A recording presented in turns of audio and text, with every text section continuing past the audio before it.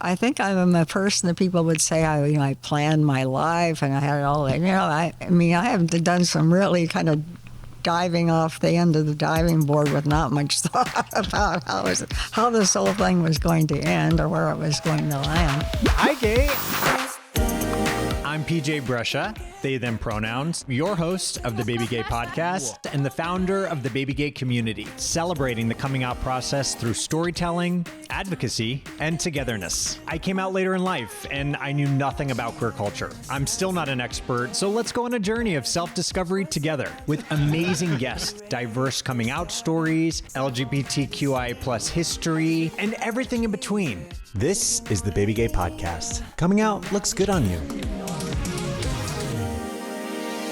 Hello, everyone, and welcome back to the BabyGay Podcast. I'm your host, PJ Brescia, they, them, and we are here at the historic Black Cat in Silver Lake, California. And today, we have a very special guest. She is not only a trailblazer, she is my family, my chosen family, Sarah Carson. You're very sweet. Thank you so much for being here, Sarah. Oh, no, I wanted to be here. I support you in any way I can. Thank you. I mean, seriously. So this is the theme of today's episode that I was thinking about is chosen family and allies. And I was going through my own life and my experience, thinking about people who mean so much to me and have been there from the beginning of all of this and have been by my side and coming to my support and all my events and all my things. And you come to the top of my mind and my list, and I'm honored. I guess let's give people kind of the origin story of how we met and where it all began. So It was 2018. I had just gone through a mental breakdown and kind of was restarting my life and started, I wanted to kind of explore acting and what that looked like. I came from the corporate side of things and I wanted to explore my creativity, and acting was something that I wanted to do, but felt that if people knew I wanted to be an actor, they'd think I was gay. And it was right around the time of me coming out and all the things coming up to the surface. So finally kind of committed to myself and said, okay, I'm going to try this acting thing. Where do I start? And I did research and I kind of looked up the really good teachers in Los Angeles, and Howard Fine came up, and I went to a free consultation and then signed up for his, what was it? It's like it was some intensive. He required of everybody to start working with him. Yes. Unless I guess he got some exemption because they were an A-list or something like that. Right. But, right. Yeah. So it was this intensive class at Howard Fine, which is this kind of well-to-do acting conservatory in Los Angeles. And we were classmates. We were in the same class. Yep. So I want to hear from your perspective how things went down. Well, I mean, I was in this intensive that Howard was putting on, and I don't know, I think there were about 20 people in the class, 16, 20 like that. And then one day, Patrick or PJ, and I was going by Patrick at that time. Okay, and an actress from Mexico City who was flying there every week to take the class, walked up to me and said, "Can we take you to lunch?" And I looked at them like, I'm an old lady. I didn't start acting until I was very much a senior in age, and these two young people want to take me to lunch because the room was filled with young people their age. And PJ said, "But you're the most interesting person here." So I think we went to lunch. I don't think Esme was with us, but we did. Yeah. And we just kind of bonded after that. Yeah. PJ is kind of, I think I'm the age of his mother, should she have lived. Yeah. But, I'm more, the age between us is more like grandmother and grandson. But, you felt like family. Yeah. And so, during COVID, he was so helpful. Like he did shopping, and we just seemed to be always, if he needed a friend, he was there. It was unusual. that, I was just kind of bowled over by the approach because at a certain age, people start to ignore you and not see you. So I support Patrick in anything he wants to do, and that brings him joy and happiness. Thank you. That means the world to me. So thank you for being here. And truly, I feel the same way. And it was just in this class, there was a lot of, it was mostly people in their, I would say, 20s, 30s. Yeah. And it was clear to me, just from kind of seeing you in class and watching you work and just hearing your story, which I'm so excited to dive into because your story is so incredible. Not to mention you were in the first female graduating class from Harvard Business School. You've been my chosen family since I came out, and it really is. You are very important to me. So I'm excited to share you with the baby gay community. Oh, thank you. If anyone doesn't know what chosen family is, this is the definition. Chosen family refers to the close, supportive relationships we intentionally create outside of our families of origin. These are the people we select to be our family through love, trust, and mutual care, often providing the safety, acceptance, and belonging that biological families sometimes cannot. Family is a very complicated thing for most, not most, for many people within the LGBTQI plus community.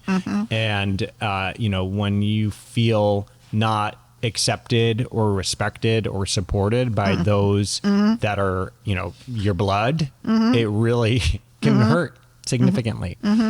So it's so important that people within our community can find those chosen family members.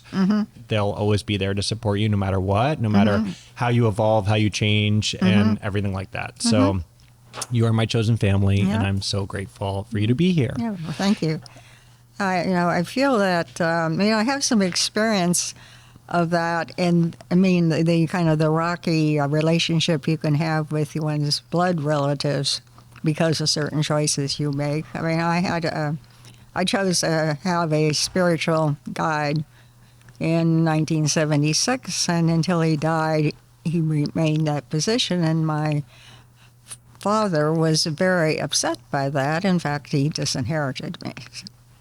Don't feel too sorry for me. The money was on my mother's side of the family, and although she died before him, she put everything as joint tenancy that she could. So a lot of that he didn't get to give away to other people. And what was his reasoning? Well, he was raised in Christianity, but I would say he was just a nominal Christian. This is the kind of person that, the joke is, for those ministers saying from the pulpit, for those of you this is Easter, for those I won't see until next year, Merry Christmas and Happy New Year. But, so he had, a lot of prejudice, and that the spiritual guide was from India, and that he thought that he was after my money. And my father was also bipolar. He was mentally ill. And after many years, I have forgiven him, because when you carry hatred, it's more harmful to you than the target of your hate. My mother, I think, felt the same way until she met my spiritual teacher. And she was won over by him because he saw that she was very ill, and my father wasn't seeing that. I think it was just mainly money and who was going to get the money, because as my mother was dying, he starts an argument with me about my assets and where they were. And I thought, please, and this is our last few hours, let us not spend the time talking about money. Were your parents not on the same page in regards to your spiritual advisor at the time? Well, they both were not on the same page in the beginning. Although my mother was smarter, she didn't break communication. And I think that's an important thing for families, blood relatives, to remember. Even if your family member is not doing what you anticipated or wanted for them, that if you love them, you don't break communication with them.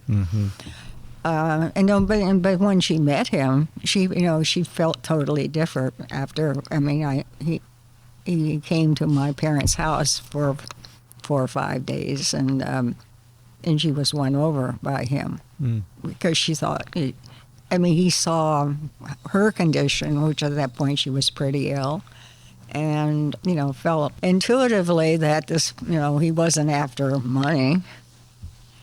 And so she felt a lot different than my father. My father, while he was alive, never accepted it.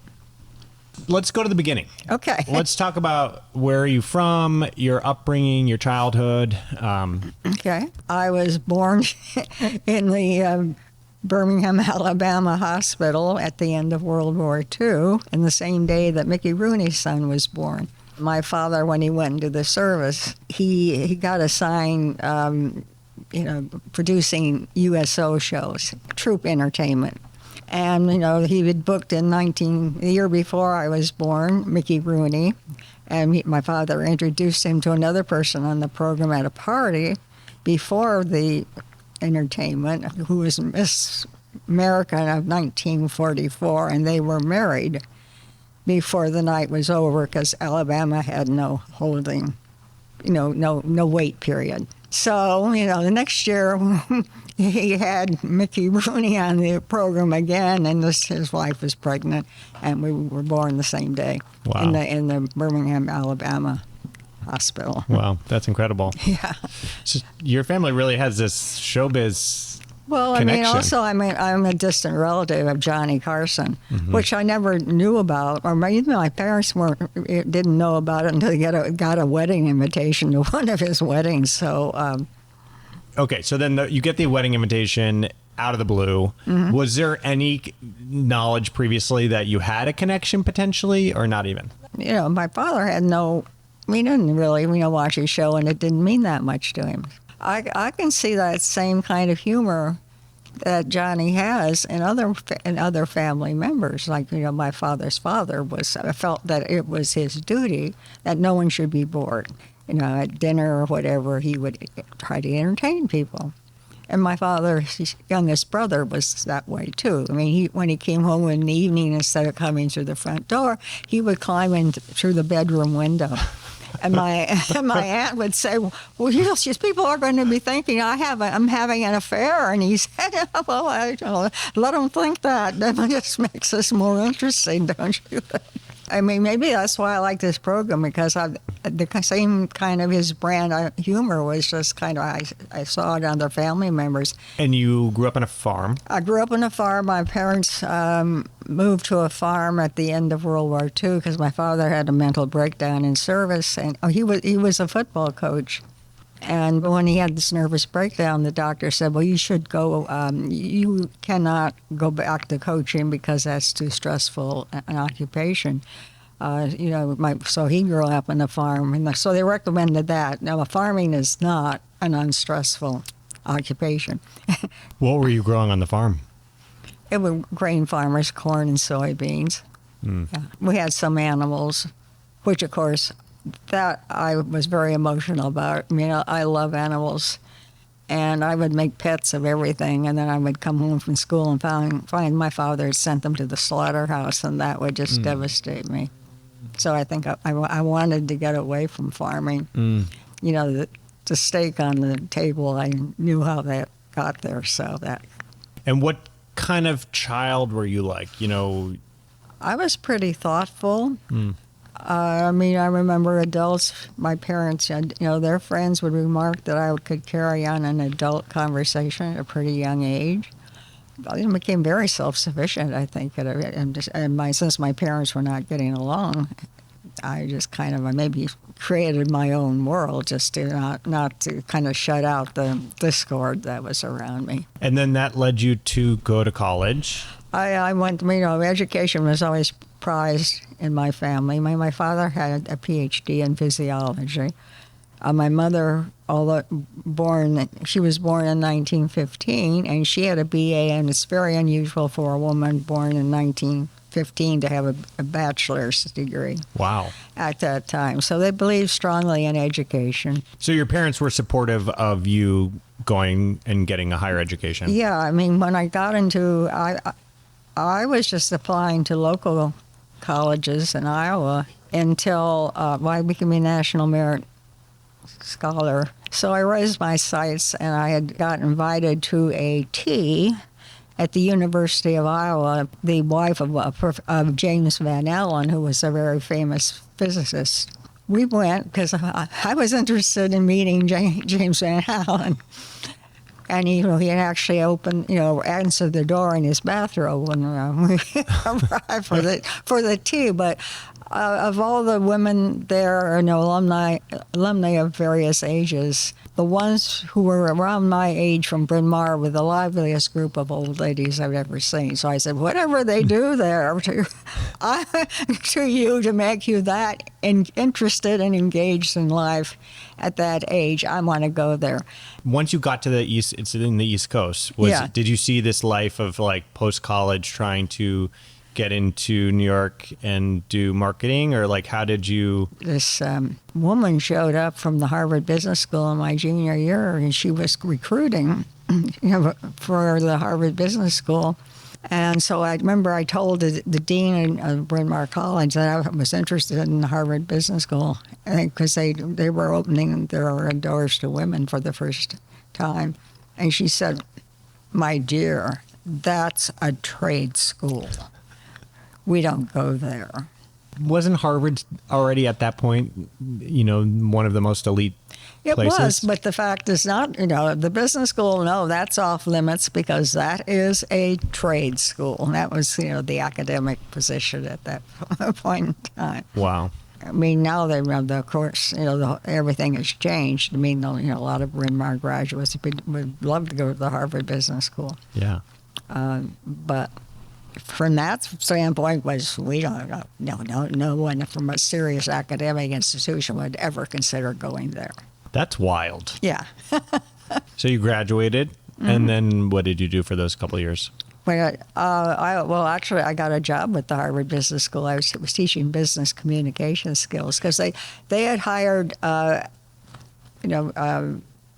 graduates of liberal arts programs, to teach communication skills because that was not necessarily really, just confined to business.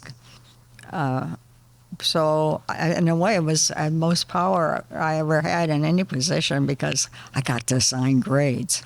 With a red pen? Yeah, with a red pen. That is so incredible. I did not know that part. So you taught there before you went there? Yeah, I mean, it was considered faculty. And they don't do that program anymore now. But I mean, it was an institution for years. So how long were you in Cambridge?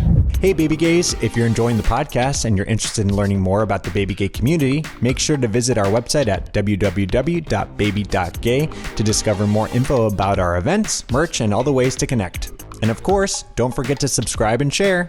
Love you. So how long were you in Cambridge? Well, I was there for 2 years working there, and then I was there for 2 years when I actually was admitted. They just started to take women. There had been a one-year business program called the Radcliffe Institute that had been established in World War II because, the men went to war and the women took over a lot of positions in industry. And then after the war, the men came back and took their jobs and the women went home and raised babies. And so nobody was really enrolling at the Radcliffe Institute, so the school said to the Rockefeller Foundation, who had actually provided the endowment for the Radcliffe Institute, no one is enrolling, so we would like to transfer the endowment to the general fund. Lawrence Rockefeller, who ran the foundation, said, the money is there for the education of women. So we will either want our endowment back or you admit women to the Harvard Business School. Wow. And, of course, they chose to keep the endowment. And that's how they admitted women. And actually, after I went to the Harvard Business School, my parents weren't going to pay for that. I had enough money at that time for about half a year. But of course, I thought, well, the great me, of course I meant to be there. And then I'll figure it out. Now, I don't know. This was kind of insane reasoning. But what's the saying is, leap and the net will appear. Yeah. So I was there the first several weeks, and then I get a notice from the student affairs office. They wanted to talk to me, and he said, Rockefeller has also provided a fellowship specifically for a woman, and the person we gave it to didn't show up, so we're giving it to you. And that was like paid for my tuition, my room, and my living expenses, and actually I made some money, for the 2 years that I went there. So wow, it really was like leap and that did appear. So then fast forward, you moved to California. Yeah, Let's talk about that. I had a couple of jobs before. I worked for Lifesavers for a while, which was owned by Squibb, which is a big pharmaceutical house. It's now part of Bristol Myers, big corporate environment. But I can't really say that I felt any prejudice there. I kind of think, PJ, that one's self-concept, really has a powerful influence on the other person. So if you're not thinking that, I'm being oppressed, you're not being oppressed. I mean, the people will react to you in that way. It's that kind of that idea that these affirmations that we have to just find the strength and courage to be who we are, and know that we are enough and we are okay, and the world will accept us as we are, because we are strong individuals that can do anything that we want to do. My idea and my self-concept and kind of my strength has evolved, and as I've gotten older and kind of pulled back the layers of the onion, so to speak, and really kind of connecting with who I am and what I value and what I stand for, that's where I'm finding my strength and my connection to my higher power, which, you can't take that away from someone. So let's speak in terms of spirituality, because that's been a really big part of your life for a while. Oh, yeah, since 1976. Right. Take us through that journey. Well, as a child, I was very religious. I mean, I was, raised Christian. So, and my parents would drop me off at Sunday school and pick me up. But I just loved it there. I had this, feeling that, I belonged.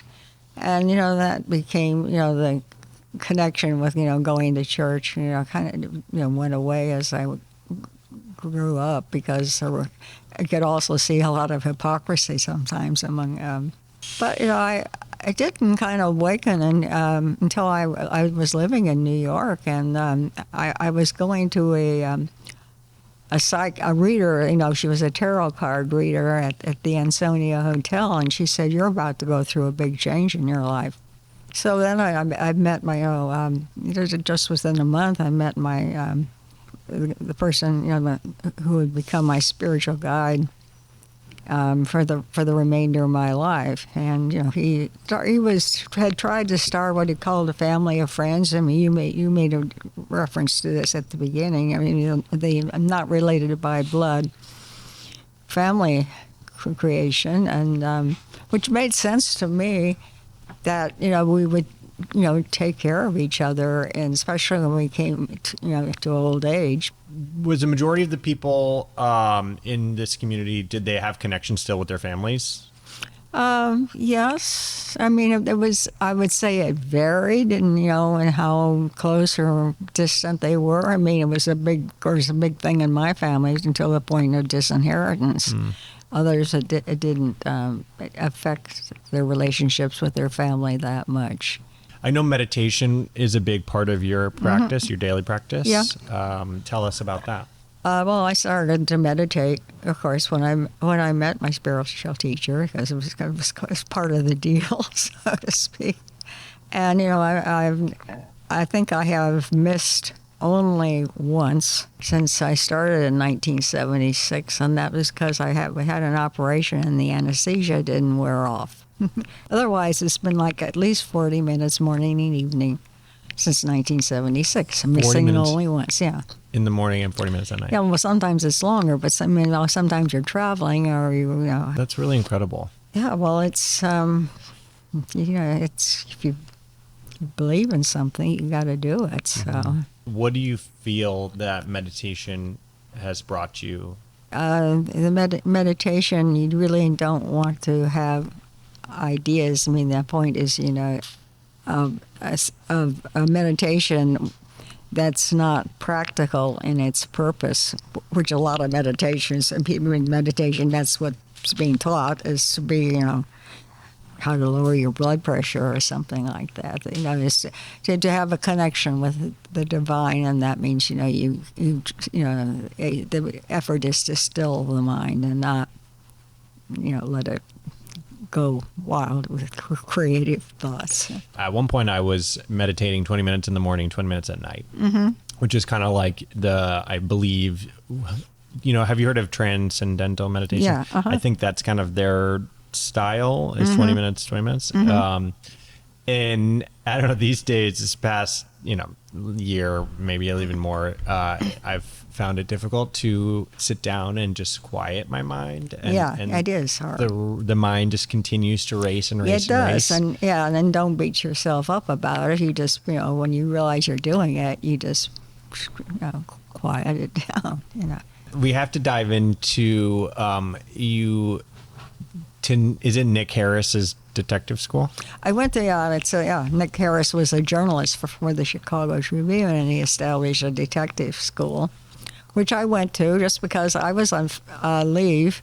I mean, this is like, did you ever think, I think I'm a person that people would say, I planned my life and I had all that. I have done some really kind of diving off the end of the diving board with not much thought about how this whole thing was going to end or where it was going to land.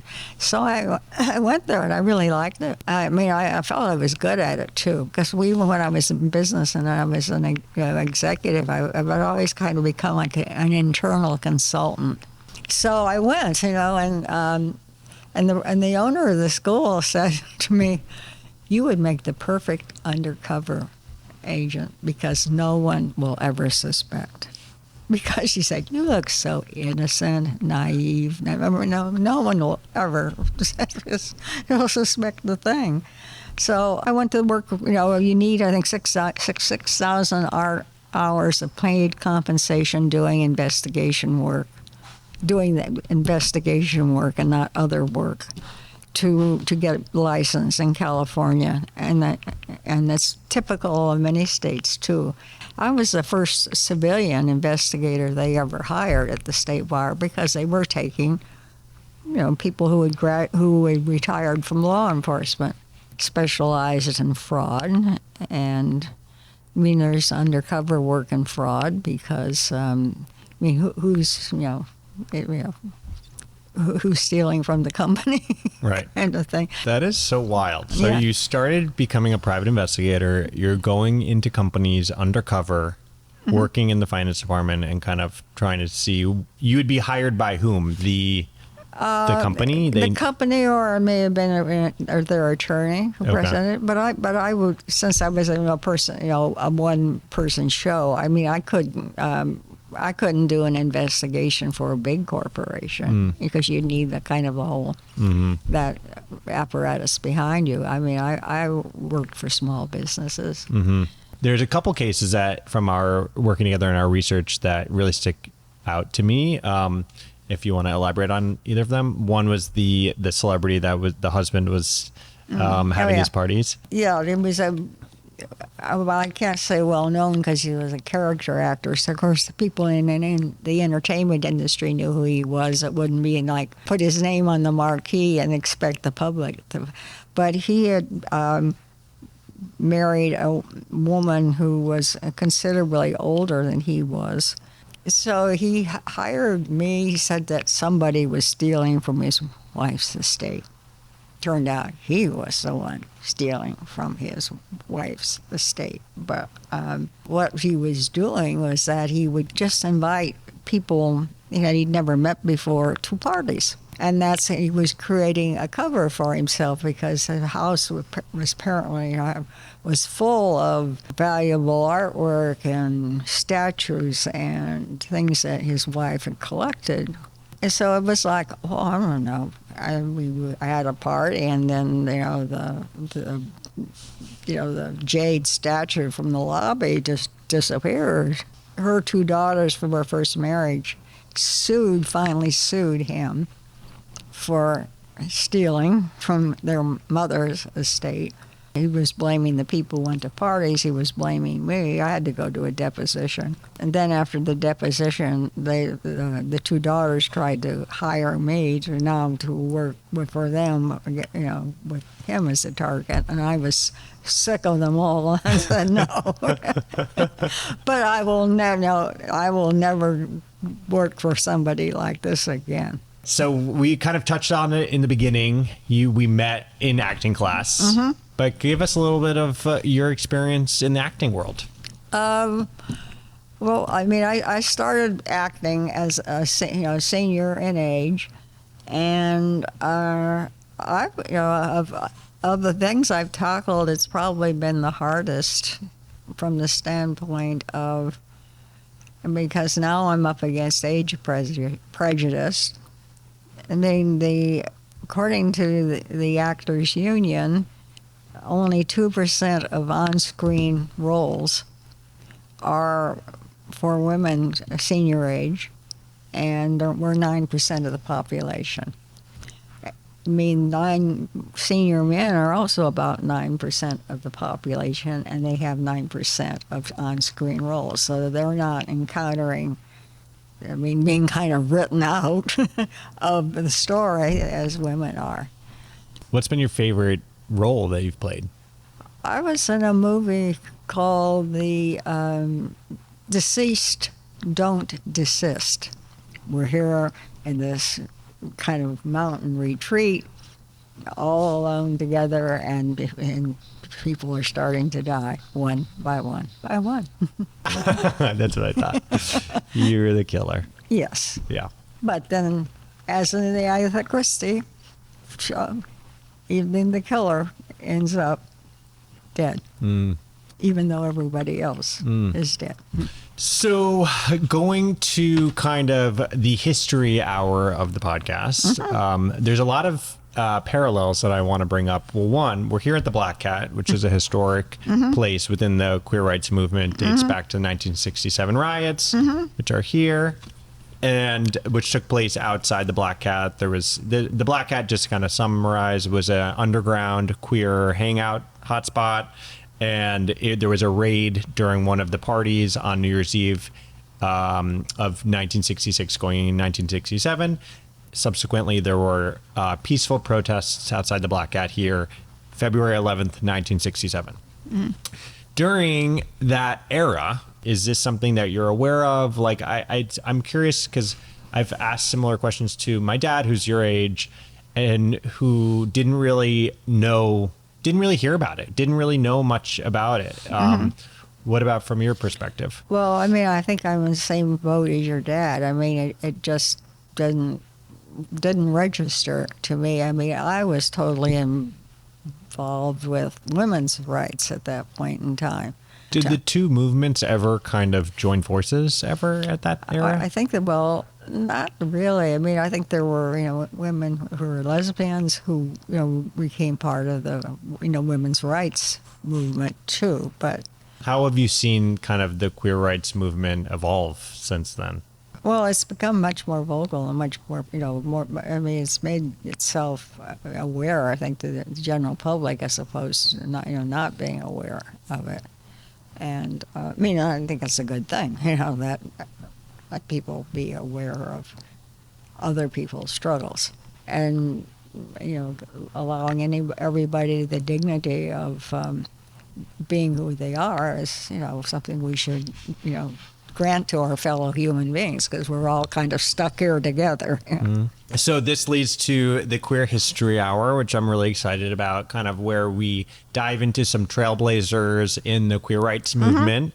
We are going to highlight Marsha P. Johnson. Actually, it was her birthday recently, and every year we celebrate Marsha P. Johnson Day, which is August 24th.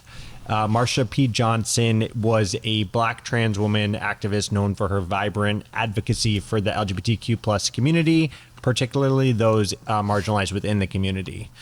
She was a central figure in the Stonewall Uprising in 1969. Along with Sylvia Rivera, Johnson co-founded STAR in 1970, an organization that provided housing and support for homeless LGBTQ plus youth, and was one of the first organizations to focus specifically on transgender issues. Marsha P. Johnson Day falls on her birthday, August 24th, and it's time to honor and celebrate her legacy throughout the queer rights movement and history. So thank you for celebrating Marsha P. Johnson with us today. Well, I'm delighted. Yes. Okay, we're going to do one final segment. We're going to play a little game of rapid fire questions. All right.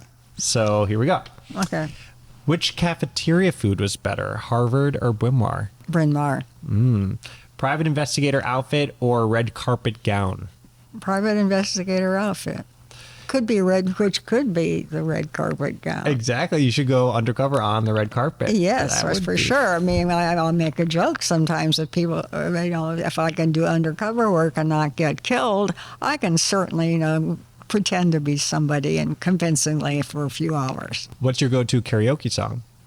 What I've been humming lately, which is kind of dark, but, it's Leonard Cohen's I Want It Darker. What's the first thing you notice about a person? Energy. What's the most surprising thing about being friends with me? Surprising? Yeah. Oh, well, you were so open to being a friend with someone my age, because there's some oftentimes such a big generation gap. I feel like I've known you. I know. Always knew you. Yeah. No, we've been in different lifetimes together for sure. Yeah. Acting on film or cracking a case? Well, if I were acting on film about cracking a case, that would be heaven. That'd be ideal. Yeah, that would be heaven. Yes. Okay. Well, we got to get Madam P.I. made. So, anyone out there? Yeah, I told you there's been a development on that front recently. Good. Yeah. Good. Most rebellious thing you did at Harvard? Well, I think my presence was part of, I was certainly rebellious. I once said something to a recruiter that I don't think that's too obscene probably to repeat, but my people who are in my class will bring it up when I see them. I don't see a lot of them now, but anyway, if I would meet them, they would remind me. What you said to the recruiter? I said to a recruiter because apparently, at the Harvard visit, they had these kind of window seats, in an alcove. The windows were kind of, bowed out, and they would have just a screen there, and so it was really only so often people could just hear your interview if they were passing by, and I can't imagine I said it. I was so shy then. But they said I did, and so many of them say I said it, so I guess I did. So wait, what did you say? I said, they asked me if I typed. Okay. And I said yes, and I cook and too, but I plan to do none of them for a living. I love it. And lastly, if your life were a movie, what would the title be? Long Way Home. I love that. Well, Sarah, thank you so much for being here. I really, from the bottom of my heart, you've been my chosen family and an ally to me since I've known you in this life and beyond. And I really feel like your story is so incredible. And it's one of resilience. It's one of reinvention and always finding kind of what feels authentic to you. And really should just be, for those that are struggling, just to know that at any age in your life, you can try something new and take the leap and jump off the deep end diving board and then the net will appear. And that is something that I truly, every major risk in my life has turned out to be such an incredible experience and rewarding, and the net really will appear. I really am so grateful for you and for you for being here, and thank you so much for coming out and supporting thank you for having me. The baby gay community. And for baby gays out there, remember, coming out looks good on you.